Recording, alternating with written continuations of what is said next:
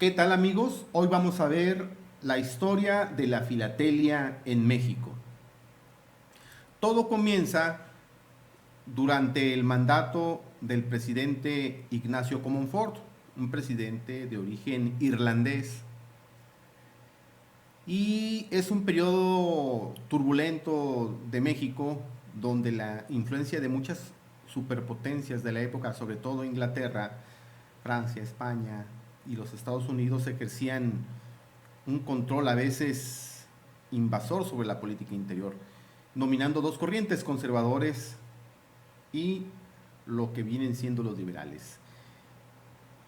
Comonfort llega dentro del espacio liberal al poder y trata de unir las dos fuerzas para que no existiera conflicto, pero poco le duró el gusto. Entre sus aciertos se encuentra la creación de la Casa de Correos de México y la emisión del primer sello postal. Este primer sello postal trae consigo al conocido héroe de la patria, Miguel Hidalgo y Costilla, en una emisión de un sello azul de 2 reales hecho con la fabricación en un sello de imprenta a base de una placa de bronce, de cobre. La técnica es muy avanzada, el sello es impresionante para su época, muy bueno. Y con eso queda inaugurado en México, a partir de unas plantillas como estas, en el 1 de agosto de 1856, el sistema de correos y de la correspondencia con timbres postales. Este sello de Hidalgo va a tener diferentes denominaciones de acuerdo a las distancias, de acuerdo al tipo de servicio. Esta evolución se verá con el paso de la historia. Derrocado por los conservadores el gobierno republicano, entra Maximiliano de Habsburgo como emperador en México y aparecen dos timbres. Los maximilianos, conocidos por el perfil grecorromano del emperador, y las águilas imperiales, el símbolo de México. Son sellos muy vistosos, no aparecen dentados y son de una emisión baja. No hay muchos porque el periodo también del imperio no fue muy grande, porque con la guerra y el triunfo de los republicanos liberales, entonces se inaugura el periodo clásico también, y aparecen los benitos, que son estampillas del liberador de la patria, de Benito Juárez, con diferentes denominaciones, un sello de carácter austero, pero que cumplía con lo que se necesitaba. También aparecen los famosos numerales, que se llaman numerales por sus números, que representan los valores diferentes del timbrado para lo que es la emisión postal. Ahora, pasando el periodo de Juárez, aparece lo que es el periodo antiguo, y en este periodo antiguo aparece ya el tipo de transporte en las estampillas. Es una etapa muy rica en la historia postal mexicana, porque aparece el transporte de a pie, el de a caballo, el carruaje, el ferrocarril, y empiezan a aparecer por primera vez monumentos, en este caso el que aparece abajo. Y vamos a continuar viendo ese tipo de sellos de este Cuauhtémoc, por ejemplo, en la siguiente parte, que dice el periodo revolucionario, que ya va de 1910 a 1923, donde se conmemoran grandes eventos de la patria, exaltando los valores nacionales, dándole una identidad de pueblo y nación durante el periodo de revolución. Y en ellas podemos ver, por ejemplo, la toma de la Alhóndiga, la oración del Cerro de las Cruces, muy bonitos grabados y colores, el grito de Dolores y la entrada del ejército trigarante.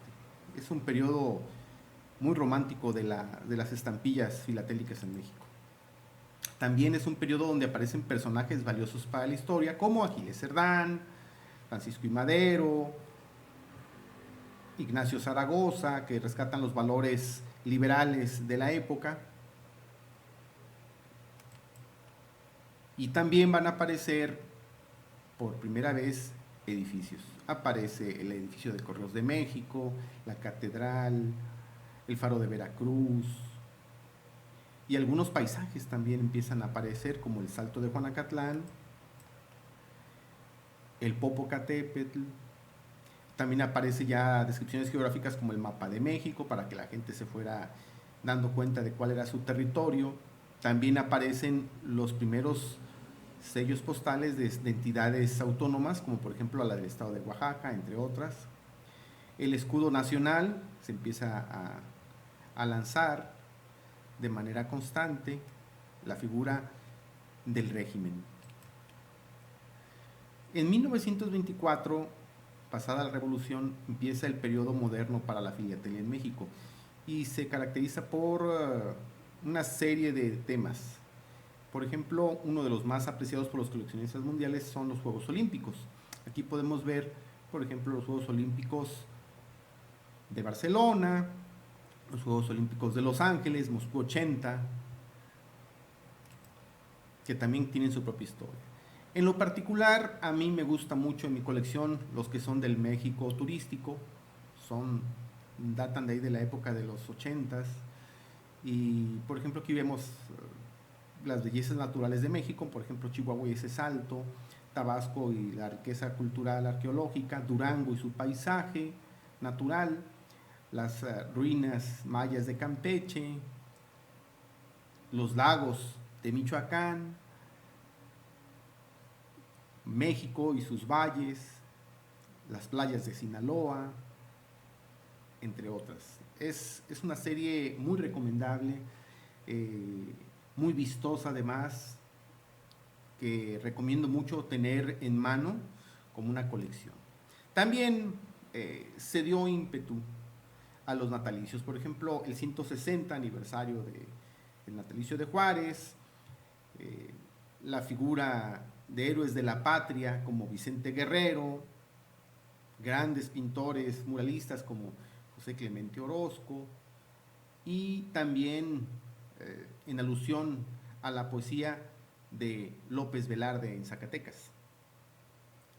Las colecciones del periodo moderno son tan amplias que necesitaríamos una serie para cada una de ellas, debido a su riqueza y debido a todas las temáticas, conmemoraciones, celebraciones, natalicios, aniversarios luctuosos, naturaleza, obras de arte, automóviles, carrera espacial. Bueno, son tan variados los temas y tan ricos que se recomienda verlos, coleccionarlos y poseer nuestros álbumes.